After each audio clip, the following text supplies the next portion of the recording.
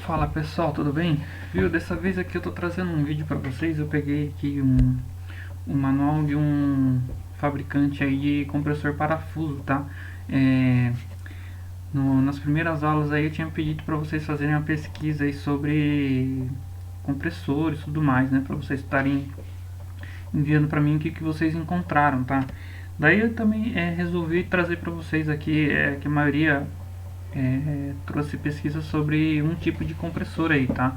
Então daí eu vou gravar uma série de vídeos aqui e pegar manual aqui para vocês verem, pra gente detalhar aqui para vocês entenderem como é que funciona daí cada compressor, né? Bom, vamos lá. Eu não sei qual fabricante que é desse compressor aqui, tá? Mas eu procurei como compressor tipo parafuso, tá? Pra gente tá vendo aqui o que tem no manual aqui do fabricante, tá? Bom, daí ele tem um índice aqui, ele fala cada seção aqui o que tem, né? Premissa, informações gerais, informações preliminares. Vamos ver o que tem nas informações gerais aqui, dados, identificação do fabricante, informações sobre assistência técnica, advertências gerais de segurança. Informações preliminares, descrição geral, uso previsto, transporte, instalação, que eu acho que essa aqui é a parte mais interessante. Essa aqui é a parte interessante. Então a parte mais interessante vai estar no 14, na página 14 e página 18, né? Então, a manutenção lá do nosso amigo aqui também, ó, desenhos e esquemas, tá? Então esse aqui também é interessante. Então a partir da página 14 lá é interessante para a gente estar lendo, né? No caso aí desse compressor. Ah, mas o compressor que tem lá na minha empresa lá não tem manual, não sei como é que funciona, não sei o que.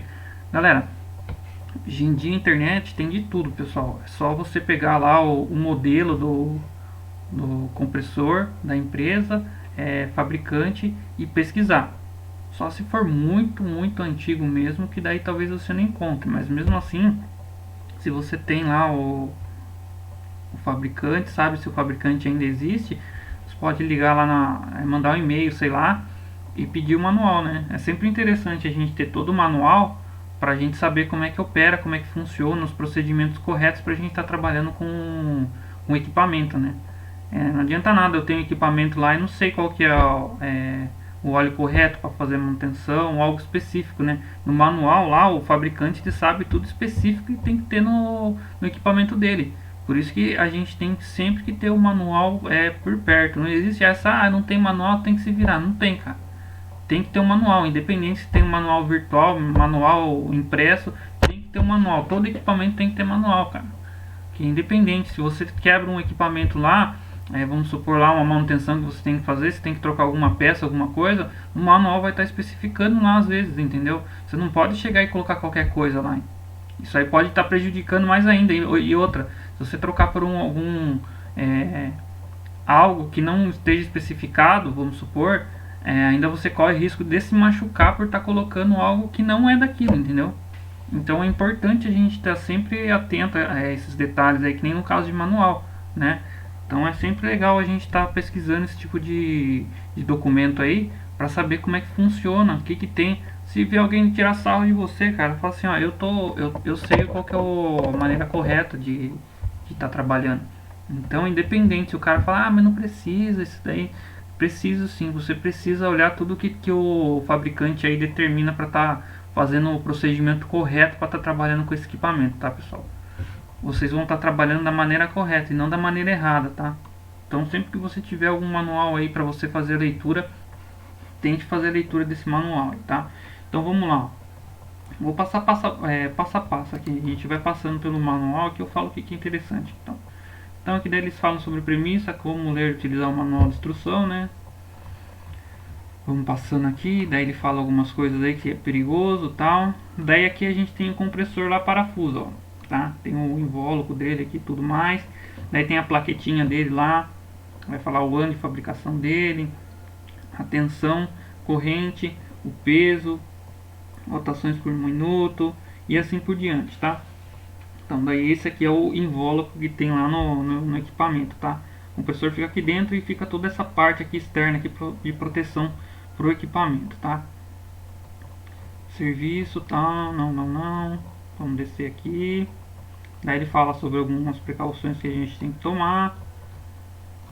descrição geral, daí que ele fala sobre algumas coisas sobre o óleo, né? No caso aqui ele fala como lubrificante aconselhado. Daí ele explica aqui, né, como é que funciona, por que tem que usar isso daí, né? Daí é que ele fala, ó, o óleo nos compressores rotativos por parafuso tem a função de lubrificar, arrefecer. Arrefecer no caso é refrigerar, tá? O óleo lá ele não vai deixar que os fusos que tem dentro ali, no caso, né, o fuso macho e o fuso fêmea, não deixa que aquece por causa do atrito. Então, se você deixar muito tempo lá o óleo velho, ele perde lá as propriedades dele e vai, consequentemente, as partes móveis dele vai aquecer, né? Então ele fala isso aqui. Então tem a função de lubrificar, arrefecer o grupo de parafuso. O óleo também tem a função de vedar e garantir a maior retenção de compressão no interior do bloco. Então daí aqui ele já dá uma explanada boa para você. Por que você não pode talvez utilizar um óleo diferente do que ele te passa aqui, ó. Então ele te dá um óleo aqui, ó. Esses são os óleos aqui que pode estar usando nesse fabricante, tá? Nem todo fabricante talvez tenha o mesmo óleo. Eu não sei qual fabricante que é aqui, tá? Então daí aqui ele te dá o óleo que você pode usar e fala aqui, ó. Utilizar óleo com graduação VG, acho que é a viscosidade, acho, né? Do óleo. VG 32 para climas frios, tá? Se for um ambiente lá frio, né? No caso aqui do Brasil a gente é clima tropical, então seria esse cara aqui que a gente utilizaria, tá? Daí ele fala também, ó, aconselha-se a utilização de óleos sintéticos para climas muito quentes e úmidos, tá? Então daí ele já fala isso aí, então você já toma essa atenção aí por conta do óleo, né? Se vamos supor lá seu chefe compra um óleo lá para você fazer a troca, você vê que tá fora da especificação, opa, isso aqui não posso colocar. O cara vai perguntar, por que não pode usar isso aí? Daí você já mostra, você já tem informação lá de qual óleo certo que você tem que colocar, né? Aí o cara fala assim, mas isso aqui é mais barato. Não adianta, você colocar um óleo mais barato, seu equipamento vai quebrar. O que é pior, você quebrar o equipamento lá ou colocar o óleo mais barato, né? Então daí tem que levar em consideração isso daí. Vamos ver o que tem mais aqui para baixo. Daí ele tem algumas informações aqui que talvez seja interessante. Daí ele fala que a pressão máxima de trabalho, ele dá em bar e PSI, né? Daí tem a pressão, tem tipo de parafuso aqui, tem a velocidade de rotação, volume de ar fornecido, que dá em litros por minuto, que eu acho que é todo padrão aqui, ó, para todos os modelos. Resíduo de óleo no ar, isso aqui é interessante saber também, ó, partículas por milhão, menor que 3, ó, então é bem pouquinho que ele deixa de resíduo no ar, né? Isso aqui vai fazer toda a diferença também se você trocar, acredito eu, colocar um óleo diferente de trabalho, né? Que nem um óleo específico que o fabricante está colocando para você, vai vedar, fazer alguma coisa do tipo. Então se você trocar o óleo, colocar um óleo diferente do que o fabricante pede, então essa proporção aqui de partículas por milhão pode aumentar, né? Tá? Então isso aí é interessante saber também. Aí tem a potência lá, a potência em HP e quilowatts, tá? Aqui acho que é quase todos os mesmos valores aqui, ó. Vai mudar de um para o outro. Deixa eu ver o que mais tem aqui. Acho que é isso. Daí tem ruído aqui, é o ruído que ele vai causar, tá? Vamos ver aqui para baixo aqui. Transporte, movimentação, isso aqui não é interessante, isso aí é para a área de logística lá dos caras, né? Armazenamento. E a instalação dele, ó. Tem que ter uma temperatura ambiente para ir lá. Para obter um funcionamento ideal do compressor, é necessário que a temperatura ambiente não seja inferior a 5 graus e nem superior a 45 graus. Tá? Então ele já fala isso aí. Ó. Atmosfera com risco de explosão. O compressor na versão Standard não está preparado nem estudado para trabalhar em ambientes com atmosfera explosiva ou com risco de incêndio. O compressor na temperatura ambiente máxima admissível, com uma umidade relativa superior aos 80% e a uma altitude superior a 1000 metros, 1000 metros acho que não sei o que é a CACM que colocaram, não sei qual que escala é essa daí, pode ter uma redução do rendimento. Então no caso aqui, essa atmosfera com risco de explosão que eles colocaram aqui, é um ambiente lá que vai ter algum gás no ambiente de trabalho, tá? Então vamos supor lá, tem um gás lá, vamos supor que seja metano, não sei, algo do tipo, vamos supor que seja metano, lá na produção lá, estão fazendo alguma coisa e tem gás metano na produção. Então esse cara aqui, na versão standard que ele está falando aqui, não tem uma proteção contra algo do tipo, tá? Então daí você teria que procurar lá o compressor específico para colocar numa área de risco de explosão, tá? Ou incêndio no caso aí, tá? Então é isso aí que ele está falando que no caso a gente teria que colocar num abrigo específico fora dessa produção aí que tenha gás que possa entrar em combustão, alguma coisa do tipo, tá? Daí aqui ele mostra também, ó, espaço necessário para o uso e a manutenção. Isso aqui parece ser besteira, galera, mas tem lugar aí que eu já vi já que os caras não deixam espaço isso aqui, ó. Esses espaços, essas metragens aqui, ó, para manutenção. Vamos supor lá que você cola isso aqui na parede, aqui, ó, tem que ter uma distância de 1 metro aqui, ó, você não deixa espaço. Como é que você vai desmontar isso aqui para fazer uma manutenção, alguma coisa do tipo? Eu já vi isso aí acontecer. O cara não olhou lá, também besteira, né? Você sabe que tem que ter um espaço mínimo, né? O fabricante vai colocar aqui que tem que ter um espaço mínimo para a gente estar trabalhando. Mas tem lugar aí que quer economizar e acaba tendo prejuízo. Já vi isso aí acontecer, já viu? Teve que quebrar a parede para tirar equipamento de dentro para fazer manutenção corretiva do equipamento, tá? Então isso aqui tem que tomar cuidado também, ó, espaçamento. E também na questão de troca de calor, né, do equipamento, como ele vai aquecer, né? Então é bom ter um espaço, que nem tá mostrando aqui, né, pra gente, ter um espaço aí para ele ter a troca de calor, né? Não sei se aqui tá falando alguma coisa, tá? Eu não vou ficar lendo isso aqui, senão vai ficar muito extenso o vídeo. Deixa eu ver aqui para baixo. Colocação do compressor, daqui ele mostra como que a gente pode travar ele. Fala que a gente tem que ligar ele ao terra para proteção, né, no caso do operador aí, ó. Aí ele mostra aqui também, ó, seção válida para o comprimento máximo de 20 metros trifásico, que aí no caso os cabos de ligação lá, tá? No caso aqui seria um ramal de extensão lá pra gente alimentar o compressor. Daí ele mostra aqui as potências, a potência em kW e a potência em HP, tá? Então daí a gente tem 220, trifásico 220 até 240 volts, ou trifásico de 380 até 415 volts, tá? Então ele trabalha nessa região aqui de tensão, tá? Tem que tomar cuidado isso daí, ó, tá? Então daí, ó, lá para um compressor lá de 30 kW em 220 trifásico, 70 milímetros quadrados o cabo, isso até 20 metros, tá? Aí se você tiver uma distância maior, a gente teria que calcular por queda de tensão, já envolve outro cálculo. Mas o fabricante ele já deixa aqui, ó, até 20 metros você pode colocar esse tipo de cabo, tá? Então daí lá, para 30 kW o cara, 37 kW e 45 kW, tá? Então daí aqui vocês já conseguem ver a diferença lá no sistema trifásico 220 e um sistema trifásico 380, a diferença aqui, ó, nos cabos, tá? Então por isso que normalmente lá a fábrica prefere colocar equipamento trifásico 380, tá? Que a gente consegue ter não redução lá na potência, tá? A gente consegue ter redução porque a corrente vai ser a mesma, mas como a tensão é diferente, né? A tensão é um pouco maior, então a gente consegue diminuir o cabo lá, tá? Corrente não, a potência vai ser a mesma, mas a corrente vai ser diferente, né? Por causa da tensão aqui, ó. Então daí como a tensão e a corrente vão ser diferentes aqui, mas a soma da potência lá no final vai ser a mesma, potência ativa, a gente consegue reduzir o tamanho da seção do cabo aqui, tá? Então por isso que aqui é diferente de um para o outro aqui, de 220 trifásico para 380 trifásico aí, tá?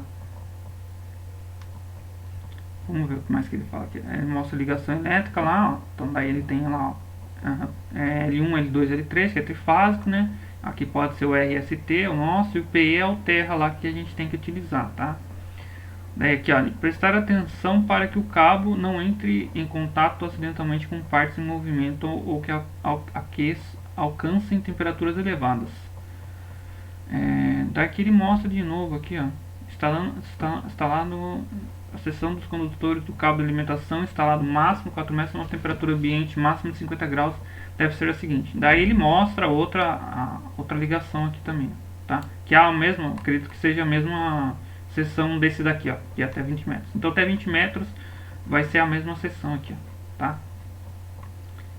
Daí ele mostra também, ó, aconselha-se instalar a tomada, o interruptor, o interruptor magnético, no caso um caixa moldada, e os fusíveis na proximidade no máximo 3 metros do compressor. O interruptor magnetotérmico e os fusíveis devem ter as características indicadas na seguinte tabela, tá? Então lá, ó, acredito que esse magnetotérmico aqui seria o relé de sobrecarga lá, talvez, né? Talvez não. É o relé de sobrecarga e o fusível aqui, ó. Tá? Então daí ele já dá lá os valores padrões aqui que ele já tem lá. Talvez ele já tenha um laboratório que fez o estudo lá para colocar a proteção lá, né? Então daí que ele dá a proteção lá do relé térmico, talvez, e o fusível aí, tá?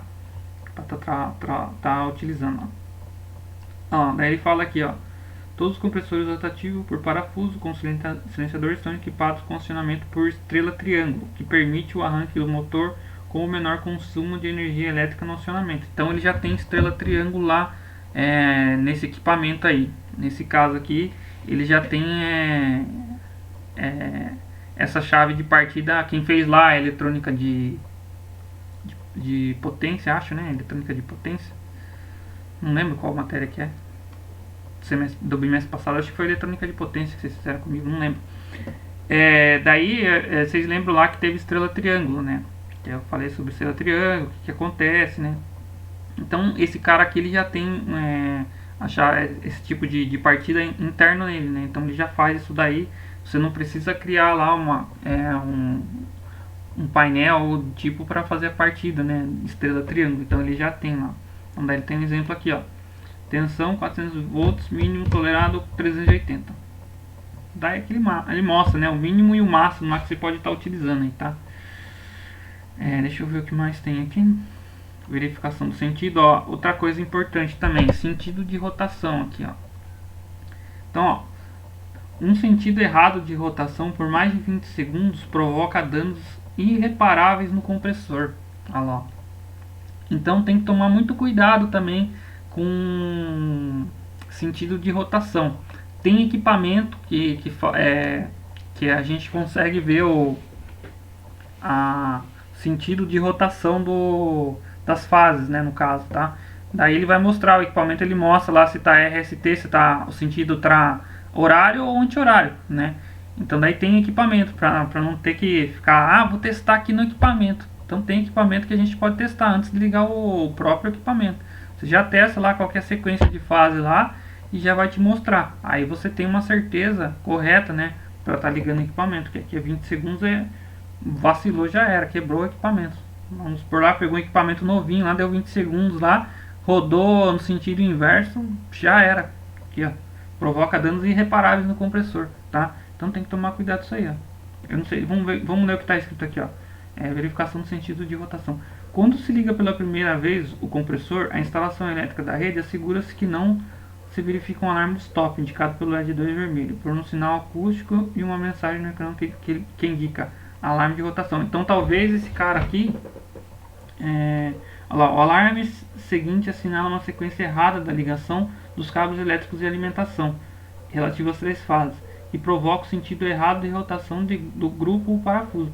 Depois de ter efetuado a ligação correta dos cabos, carregar no botão reset. Então, não deu para entender muito bem aqui se aqui tem algum dispositivo que faz a leitura do sentido de rotação lá no caso, né? Então, talvez aqui nesse próprio equipamento aqui já tenha a parte de estrela triângulo e tenha algum dispositivo que consiga ler a sequência de fase, tá? Mas aqui a gente já sabe também que tem que tomar cuidado, né? Que quebra. Ligação invertida vai quebrar. Não é um motor comum lá que a gente pode ligar em qualquer sentido. Que boa, vai rodar só inverso e não vai estragar. Então aqui, ó, já tem uma. A gente já tem uma aplicação aqui, ó. Que não pode ligar de qualquer maneira lá, tá? Ligação, equipamento pneumático da rede. Então daí ele mostra aqui como que a gente pode fazer ligação. Utilização do compressor, ó, princípio de funcionamento, lá tudo que eu passei para vocês, ó, o ar aspirado através do filtro passa por uma válvula que regula o seu fluxo, chegando ao parafuso, onde misturando-se com óleo é comprimido, tá? A mistura ar-óleo produzida pela compressão chega a um depósito onde se dá a primeira separação por gravidade, tá? Então daí é que ele mostra, ó. Vamos encontrar o filtro aqui, ó. Aqui não dá pra ver muito bem, né? Mas aqui a gente tem se eu não me engano, aqui deve ser o filtro aqui, ó. A entrada do ar aqui, ó. Aí vai entrar no compressor, vai comprimir tudo mais, vai misturar um pouquinho de óleo. Aí vai ter um reservatório, daí vai ter o separador posterior lá, né? Pra gente tirar umidade, alguma coisa do tipo. E depois vai pra um outro reservatório aí, tá? Comando, sinalização, daí que ele mostra algumas coisas, ó, LED verde luminoso indica que a máquina está sob tensão, tá? E daí ele vai mostrar, tem as indicações dele aqui, ó, tá? Então, esse compressor do tipo parafuso, ele já é um pouco mais avançado do que os outros compressores comuns aí, que vocês estão acostumados a ver, né? Então, ele já tem uma quantidade de equipamento aqui dentro dele, né? Para fazer toda a parte aí de operação nele, né? Vamos ver aqui mais para baixo aqui.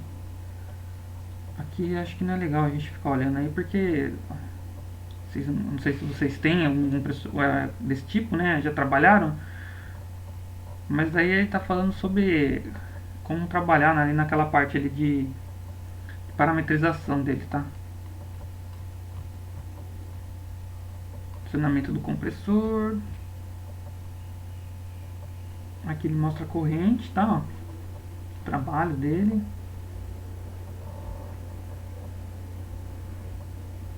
Ó, aqui ele fala como que faz para parar o compressor. E a manutenção do compressor aí, ó. Aqui, né? A tabela seguinte resume as intervenções de manutenção periódica e preventiva, tá? Então, manutenção periódica lá é o seu chefe lá, alguém do seu setor lá vai falar quando que você tem que fazer a manutenção lá.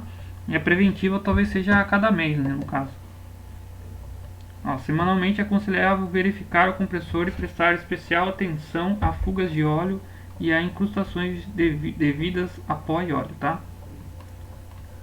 Vamos ver aqui, ó. Período 500 horas, ó. Mudança de óleo. Então, 500 horas tem que trocar o óleo. Constar parágrafo. Eu não sei se isso daqui é 2.600. Acho que é 2.500 horas, ó. 3.000 horas, 5.000 horas, 6.000 horas. Vamos consultar o parágrafo aqui, ó. 6.1 aqui que ele tá colocando aqui, ó. Aqui, ó. Mudança do óleo. Antes de executar as operações de mudança, leve atentamente. Efetuar a primeira mudança do óleo após 500 horas de trabalho. Depois, né, você fez a primeira troca de óleo. Depois disso é só a cada 5.000 horas. Né, no caso desse daqui. 5.000 horas, mas nunca além de um ano. Então, se, vamos supor lá, não deu as 5.000 horas, então tá dando um ano que você fez a troca, você tem que fazer de novo a troca, tá? Abrir o painel frontal, tal, daí ele mostra aqui como é que você faz, né? Daí ele mostra aqui, ó, aonde que a gente troca, tá? Ó, antes de desapertar a tampa, certificar-se que o depósito não esteja sob pressão, depois desapertar lentamente, abrir na torneira 2, o óleo começa a sair do grupo, do parafuso, utilizar então um tubo e um recipiente para a recolha do óleo. Daí ele mostra aqui, fala como é que a gente pode faz a retirada do óleo e a colocada do óleo, tá? No caso aí, substituição de filtro, ó. Substituição do filtro de óleo, efetuar a primeira substituição do cartucho do óleo após 2.500 horas de trabalho e sempre em cada mudança do óleo, tá? Então vamos por lá, tem que trocar óleo, tem que trocar o filtro, tá? Vamos desmontar, daí ele mostra aqui como é que desmonta. Esse filtro aqui eu não sei o que é substituição do filtro desoleador, tá? Daqui ele não mostra tempo, mas eu acho que a cada troca de óleo tem que trocar, né, o conjunto. Substituição do filtro antes de executar as operações de manutenção, né, atentamente parágrafo 7.1. Filtro de ar, tá? Para não ter muita sujeira também, ó. Tensionamento de correia, Daí ele mostra aqui, ó, aplicar um dinamômetro no ponto A, uma força perpendicular entre 25 newtons e 35 newtons. A correia deve ceder aproximadamente a porca 1 e atuar na porca 2 para esticar a correia. Então daí ele mostra lá como é que faz o tensionamento da correia, que a correia ela transfere, né, a operação, no caso ali do motor elétrico para o motor mecânico, no caso ali são os fusos, né? Então a correia ela transfere o funcionamento de um para o outro, né? A potência ali que vai ter ser entregue, né? Então são dois motores, né? No caso o motor mecânico e o motor elétrico. E a transferência aí do funcionamento de um para o outro se dá pela correia, a correia no caso, tá? A substituição de correia. Aqui, ó. Então aqui acho que é o motor, né? O motor elétrico. E aqui é o motor mecânico aqui, ó. Daí a gente tem a correia aqui, ó. Daí ele mostra como é que faz aqui, ó, ajuste, ó. Peso de radiador, ar, óleo. Então aqui tem um aletadinho aqui que a gente tem que fazer a limpeza para não encostar muita sujeira. Limpeza de pré-filtro do pó. Substituição de rolamentos, ó. Após uma boa inspeção dos rolamentos, aconselho essa substituição após 12.000 horas de funcionamento. 12.000 horas, tá? É 8.000 horas a 40 graus Celsius, 12.000 horas a 30 graus Celsius, tá? Olha lá, substituir sempre a cada 4 anos. Daí ele dá aqui também, se caso não atingir esse tempo aqui de funcionamento, né? Lubrificação dos rolamentos, lá, ó, também, ó, tá? No caso talvez seja mancal, alguma coisa do tipo. Renovar a massa consistente de lubrificação dos rolamentos do motor, utilizando o respectivo lubrificador a cada 5.500 horas para modelos 600 Hz e cada 7.000 horas para modelos 50 Hz, tá? Então daí aqui ele fala caso de rolamento, limpeza dos suportes, tipo de massa consistente aconselhados, que eu acredito que seja da lubrificação do rolamento aí, né? Vamos ver o que mais tem aqui. Só imagina que não fala nada. Vamos ver aqui embaixo que tem falando alguma coisa. Não fala. Ó, diagnóstico dos estados, problemas, avarias. Antes de efetuar qualquer intervenção no compressor, certifique-se que o interruptor geral da linha esteja na posição 0. Tem que estar desligado, tá? Então aqui ele fala que a gente tem que estar com tudo desligado. Ó, o compressor seja desligado, o equipamento ar comprimido, o compressor e o circuito pneumático interno estejam vazios de toda a pressão, tá? Então aqui ele já mostra aqui os procedimentos que você tem que fazer para não se machucar, ó. Então aqui ele já fala, tá? Problemas lá. Paragem da máquina por intervenção do alarme do óleo, LED vermelho luminoso, um caso aqui específico para esse cara, tá? Então daí ele vai falar aqui o que acontece, ó. Temperatura excessiva da mistura de ar, óleo na saída do parafuso. Solução: verificar o nível do óleo, verificar a limpeza do radiador. Daí ele fala aqui o que daqui pode ser, o que pode ser a causa, né, do problema e a solução que a gente pode ter. Então assim por diante, tá? Então não vou ficar frisando muito aqui porque para cada fabricante é uma forma de estar trabalhando, tá? Então daí aqui ele dá o diagrama elétrico lá talvez as ligações lá que tem no desse cara aí, ó. Aí aqui, ó, ele tem mostra aqui a partir de estrela triângulo que tem lá, ó. Daí aqui ele tem um transformador. Aí tem os contatos lá os contatos de comando dele aqui, ó, tá? Os contatinhos de comando, né? Talvez entradas de borne para fazer alguma coisa do tipo. Eu acredito que seja a parte de HM, não sei, tá? Não sei. Você está falando alguma coisa que tem alguma legenda aqui, ó. Tem a legenda aqui, tá mostrando tudo, tá? Aí quando vocês estiverem com o manual na mão, dá pra vocês lerem tudo isso daí, tá? Mas daí normalmente todo fabricante vai estar dessa maneira, que daí tem o esquema pneumático também, mostrando como é que pode fazer ligação entre os dispositivos, né? Então se vocês pegarem o manual na mão, dá pra saber tudo aí como é que dá pra operar, tá? Mesmo você nunca tendo trabalhado com equipamentos específicos, sei lá, né? Então com o manual às vezes a gente consegue se virar assim, tá? Eu pelo menos quando às vezes ia fazer algum tipo de trabalho, pegava o manual lá, tinha que me virar, né? Tá, pessoal? Eu trouxe essa aula aqui pra vocês, pra também mostrar que dá pra pesquisar um outro tipo de compressor aí, né? Não só aquele que a gente conhece Como vocês viram aí na aula, né? Tem na apostila de vocês também. Se vocês tivessem curiosidade, vocês poderiam ter pesquisado isso daqui, né? Que era o que eu queria lá. Vocês pesquisassem lá como é que trabalhava, né? No caso, esse cara que trabalha lá com um partido de estrela triângulo, já tem estrela triângulo integrado nele, né?